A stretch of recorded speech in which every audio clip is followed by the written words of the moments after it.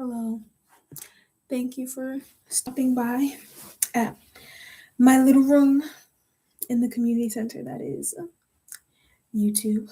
My name is Chimso. The name of this room is called Chimsology. Basically, in our little space, we just talk about whatever it is this person right here wants to talk about. um, I like to use philosophy to understand our experiences as human beings so that we can enjoy life better and make life better for other people. I What else do I have to say? What are the things I talk about? I talk about Christian theology. I'm so tired. Christian theology, science and metaphysics. Metaphysics also being another word for philosophy. Um, Culture and identity, specifically African identity and culture. One, two, three. Economics, business, finance, and relationships. So basically, like life, life. But that's how I categorize. Excuse me. That's how I categorize those different things. Today I want to talk about this would fall within like the science and metaphysics, but also I think Christian theology in terms of worldview. Um I'm really tired. I was at an event last night, got home around 1:32, was up by 8:30 to be somewhere by 9:30, and I'm just now getting home. It's 10:45. I'm about ready to crash. I'm so tired. However, I look good.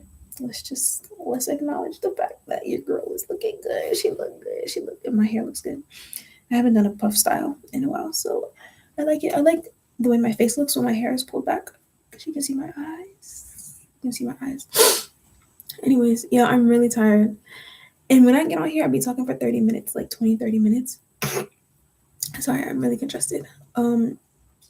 I'm liable to go for 20, 30 minutes, but I'm also really tired, so we'll see how far it gets.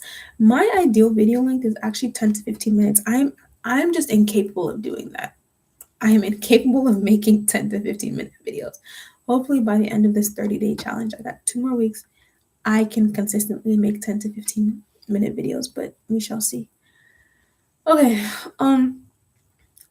so this is kind of like not a follow-up, but a continuation of the video that I did on truth a couple days ago. Basically, where I was saying that truth is functional. And the reason we look for something that is true is towards the goal of trying to make decision making a little bit easier or trying to make our experience of life a little bit better than what it is. So it serves another purpose, and that purpose is to make life easier and more enjoyable. And like continuing off of that, it's a very relativistic perspective and functional perspective on reality and what life is. And I think that can feel very destabilizing if you come from a perspective that is absolutist and objective. Basically, like truth is truth is truth is truth, no matter what your experience is. Facts don't care about your feelings type energy. Except that they literally do. They do. Anyways, that's a different conversation. But today we're going to be talking about metaphysics, not science specifically, because science is based on consistent observations from different independent sources about a thing. I think that does have value in terms of telling us what relationships are stable. I don't like using truth, but basically what relationships are stable in the material world. But we aren't just material beings, we're also metaphysical beings, or beings that have souls that think and experience beyond our physical limitations and our material limitations. And that is because I'm just going to be doing that. And it's like thick. It's like in my throat. So that's what I want to talk about today is the metaphysical side of truth. And where do I want to start with this? Because there's been so many things that have led me to my perspective now. I'm just going to name them and we'll try and work through it. The first one being the ethics class I took in undergrad. That was my first one. And it's taken me years, lots of reflection and lots of experience to arrive at where we started in my ethics class. So my ethics class, history of the Bible, which may be a little controversial, a little controversial. Yes, I think those two main things actually. Is there another one?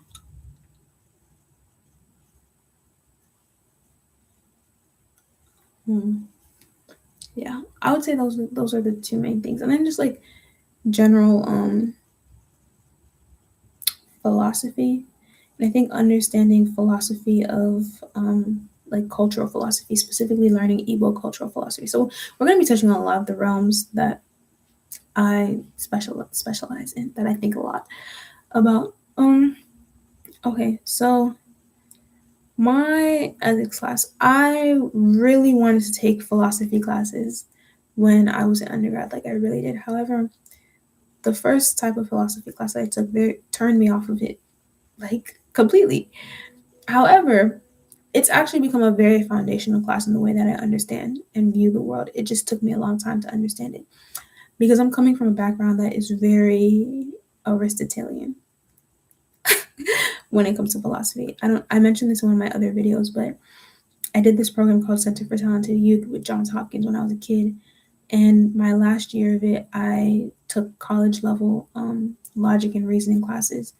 And a lot of what we talked about wasn't just like logic and reasoning, but also philosophy from the ancient Greek tradition that is the foundation of Western philosophical traditions and society.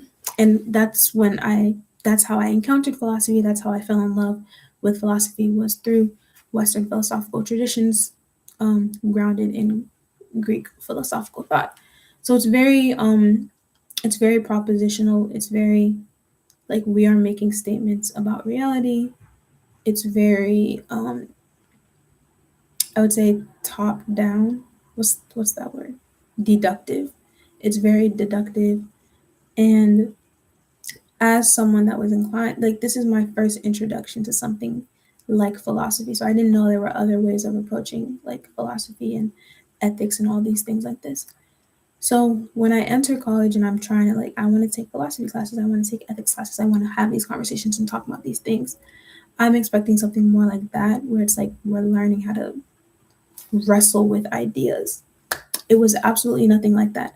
The entire class was about stories and narratives. And that's not what I signed up for. That is not what I signed up for. However, it has become extremely foundational for me. That was the one and only philosophy class I took my entire time in undergrad. And like I said, while I didn't enjoy it while I was taking it, it has become very trend, like foundational. Like it's something that I reference back to a lot as I'm continuing to build my worldview. And the foundation of the class was stories, and the stories that we tell about ourselves really affects how we interact with other people. Thus, ethics. Ethics being basically how we treat and interact with other people and how we see ourselves. And we focused a lot on Native American stories. I think maybe the professor just was really interested in that topic. But one of the first videos he made us watch was by Chimamanda Ngozi Adichie. She is a Igbo Igbo diaspora. Her name. Well, a lot of people may not know that, but she's Igbo. Very famous writer. And she has this TED Talk called The Single Story.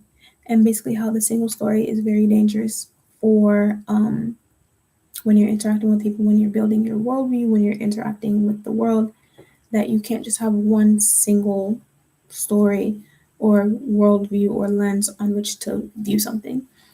And so we read all of these different like books about Native Americans and basically Native Americans in the time of um, like British colonialism and the interactions and all these things, and how like they were losing their culture, and the narratives that they were encountering from the colonizers was different than the narratives they were telling themselves. I should probably go back and like read some of the because we had to do journal entries on the readings that we did every week. So I should go back and probably read some of them because I think now we would be a lot more insightful than when I was 18 years old. COVID, talking to nobody, taking a class I didn't know like it wasn't what I was expecting. But okay, so that was my first one. Then my second one, like I said, is learning the history of the Bible. So this might be a little controversial, or unexpected, depending on whether or not you're Christian, what denomination you are, what emphasis you place on the Bible and its historical claims. But learning about the history of the Bible, specifically the Old Testament, not the history that is in the Bible, but the history of how we got the Bible, or specifically again the Old Testament, really shows me that it's it's an intentionally crafted narrative trying to tell a specific type of story. And I knew the Bible was a story the first time I read through like the whole thing. That's why I liked it, because I was like, oh, it's a story. I can engage with the story. And the second time I read it like as a narrative and as a story, and it really helped me to get the full picture of what was going on. And then I started looking into the history of it, because I'm a curious person. About to burp. Oh, excuse me. I started looking into the history of it. I keep like doing this where I'm like talking and I pause it like midway. I have no idea where this video is going. I'm just coming on here to yap and we'll see what comes out. So I'm looking into the history of the Bible, and I realize that it is an intentionally crafted story. It's a story. It's a story that includes historical like aspects of ancient Israel, but it is a story nonetheless. It's like if somebody was trying to tell a story of American history, and they're going to include like important parts from the Civil War and the Revolutionary War and the Industrial Revolution and everything that happened in the 1900s, like the I'm thinking Harlem, yeah, things like the Harlem Renaissance and the Civil Rights Movement and the Sexual Revolution and Vietnam and Russia. So they're going to include aspects of that in it, but they're including that to tell a specific story or narrative about what happened.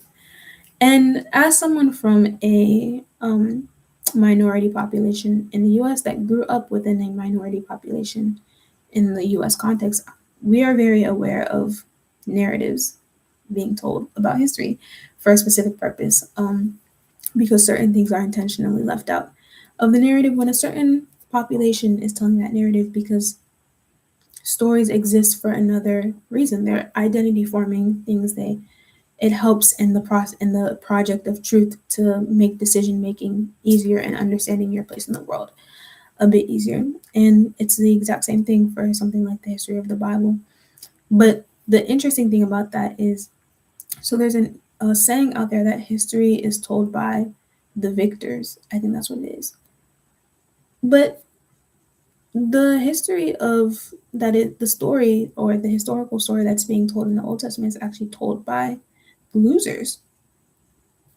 Anyways, that's just a fun like tidbit. That's not the point of what it is I'm talking about. But anyways, you can see like from the perspective of the losers why their story is being told the way that it was told. I don't know if ancient Israel had maintained like its status and its stature, that the story that we got in the Old Testament would be the same, that it is writing from a place of like destruction and confusion and trying to rebuild and regain national and cultural identity. And because of that, because of learning about the history of the Bible, if you're coming from a tradition that's like the Bible is God's word, and I'm not saying it's not God's word, but typically when we say something like that, when we say it is God's word, we take it the same way as if like you're talking to another human being, and it is the words that are coming out of their mouth, and it's like they're giving you a command, and they're trying to like tell you what to do. That's how a lot of people approach the Bible. It's like, this is not just this is what God said, but these are his commands. These are the things that we are supposed to just take in and incorporate into our lives. So when you're coming from a tradition like that, and you realize that actually this is a story that you are meant to encounter and that you're meant to think about in a more artistic, experiential way, I specifically started questioning the validity of it in terms of it being true or the truth, whatever that means. And the reason I did that is because I had this very limited understanding of what truth is. And also, it made me start questioning, like, what is the function of truth? And okay, so where am I going from there? There's somebody outside playing music, loud music from their car.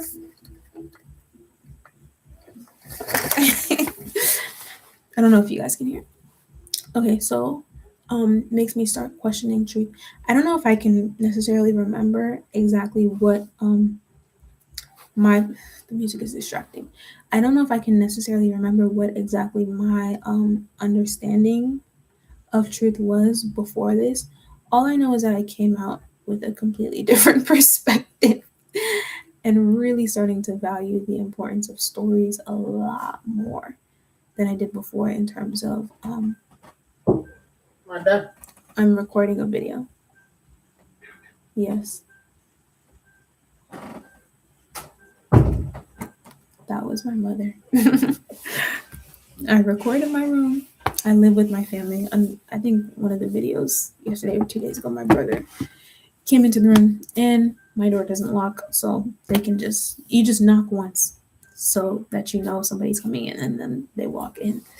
Um, but yeah, realizing like the importance of stories and like even things that we take as propositional truth. Propositional just meaning like you're making a statement about reality. So even things that we just take as propositional truths or like truth statements or I was gonna say things from deductive reasoning, but deductive reasoning comes from propositional statements.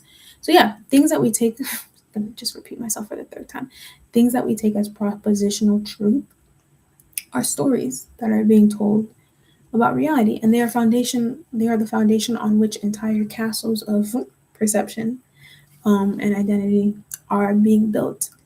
And whether or not the people that are making that statement realize it, they're giving a story of what reality is and how we as human beings fit within that reality.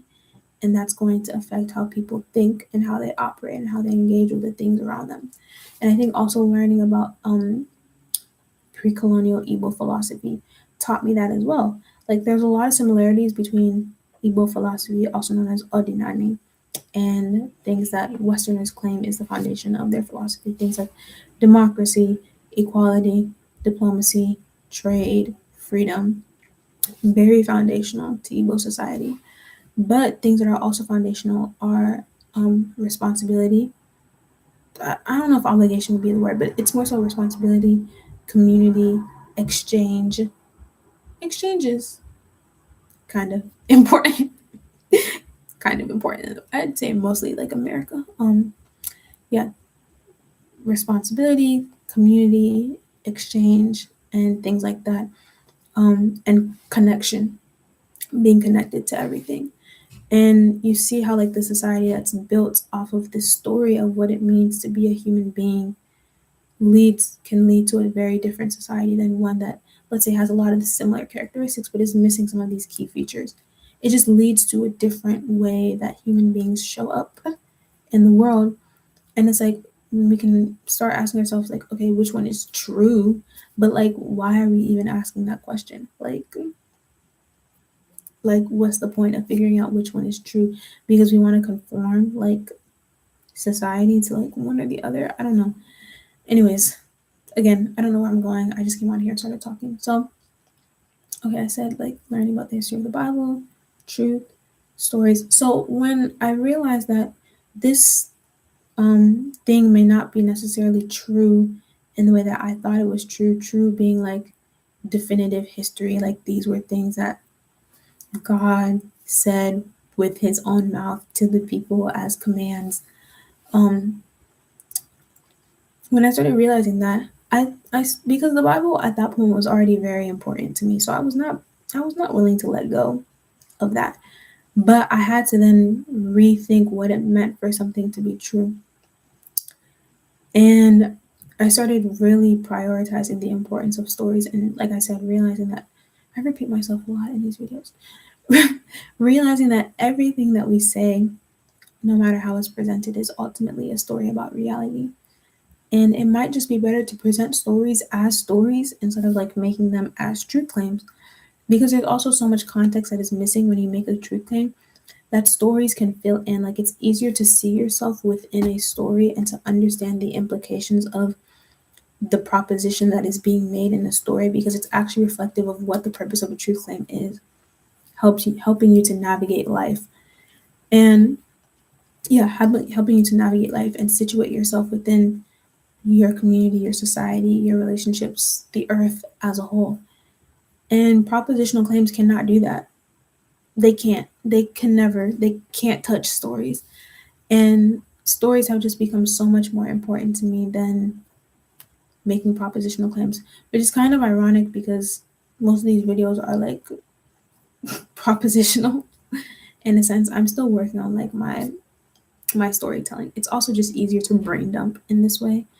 But yeah, I'm myself trying to learn to communicate more in stories, just because it's what we as human beings connect with, and ultimately we always contextualize truth within a larger narrative that we're telling ourselves about ourselves, the people around us, the world, our culture, the society that we find ourselves in. And um also like the importance of like, you can be in the same situation as someone and you guys are telling yourself two completely different narratives about what is going on, and those two narratives are going to lead, even five different people can be in the same situation, five different narratives about what's going on, and each of those narratives is going to lead to a different like results. So then it's like kind of like a choose your own adventure. Like, what kind of life do you want to have? What kind of experience do you want to have? And what stories are you telling yourself? Because based on what you're telling yourself, that's going to determine like where you go. And I think this whole idea, this is just a random thought, but like this whole idea of like neuroplasticity, like sure, you could have been conditioned in a certain type of narrative about life and the world, but it doesn't have to stay that way. Like, you have the ability to rewire your brain, tell yourself new narratives, give yourself a new perspective, place yourself in a new story that you get to create. Thankfully, living in America, we have a lot of freedom to do that, even if people don't think we have freedom. Comparatively speaking to the rest of the world and to the rest of human history, we have a lot of freedom to be able to like change our narratives and create new narratives for yourself. But I think also, even in situations that feel like they cannot change, you can change your own internal narrative about what's going on. And I think that's something that's really powerful about the message of Jesus beyond his resurrection, which is the foundation of everything. But if we then try and take the principles of the things that he was teaching to live everyday life, I think a big part of it was, even though your situation and your circumstance seems like it can't change, because he was talking to people that their situations were not going to change. Like, he was talking to poor people, he was talking to people facing violence and oppression, people at the bottom of the social ladder that it was unlikely for them to actually climb the social ladder. But he was giving them a message that allowed their mind to change and the story that they were telling about themselves to change, so that not just so that they can endure their situations, but so they can have peace and joy and contentment while they were in those situations, giving them a new narrative to frame their lives around, so they don't feel like victims to their situations and they can actually feel victorious in it. So yeah, I just think the power, like, stories are more powerful than truth claims. I think the purpose of truth claims is stories. I think the fulfillment of every truth claim is a story, and it always needs to be contextualized within a story, because you're making a statement, but you're making a statement to people that are going. I don't know who I'm talking to. Whoever you is, you're making a statement to people who are then going to take that statement and contextualize it within the story of the life that they are living. So every truth claim is always contextualized within a story. But whoever is making the claim, if they're not explicitly putting the claim within a larger narrative, then it can be misinterpreted, it can be misapplied. And the experience that you are actually trying to give people through the thing that you were saying is not well received. So yeah, I don't think there are truth claims separate from human experience and the stories and circumstances that we find ourselves in. And I've just really come to appreciate that, and appreciate the malleability of stories, particularly for the goal of, no matter how miserable your situation is, coming from a very privileged perspective in life. Maybe if I experience something terrible, my mind will change. But from my privileged perspective, no matter how terrible your situation is, you have the capacity to change your story about what it is that's going on so that you can make it a bit more enjoyable for yourself. Privileged, I will acknowledge that. But yeah, I think that's what I wanted to say. Hopefully, this was coherent. 25 minutes. I have failed once again, but hopefully, this made sense. All right, thank you for stopping by. Until the next one.